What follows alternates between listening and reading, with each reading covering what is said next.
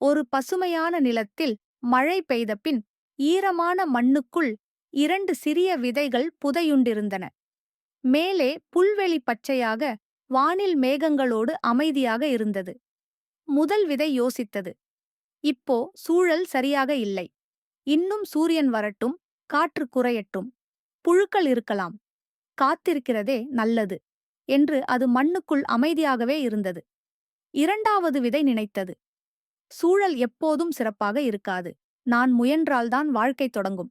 இப்போதே முளைக்கலாம் என்று சொல்லி சிறிய பச்சை தண்டு ஒன்றை வெளியே நுழைத்தது. அந்த சிறிய பச்சை தண்டு மண்ணை உடைத்து மேலே வரத் தொடங்கியது.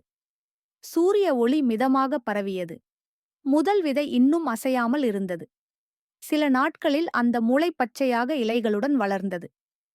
முதல் விதை மண்ணுக்குள் அழிந்து கொண்டிருந்தது. மண்ணின் மேல் பசுமையான செடி சூரியனின் பொன்னான ஒளியில் ஒளிர்ந்தது. அருகில் இருந்த விதை இல்லாமல் போயிருந்தது.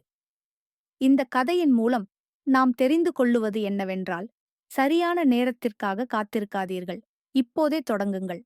அதாவது, சூழ்நிலை முழுமையாக நம்மால் கட்டுப்படுத்த முடியாது. நல்ல நேரம் வரும் வரை காத்திருக்காமல் முயற்சி செய்யத் தொடங்கினால் மட்டுமே வளர்ச்சி ஏற்படும்.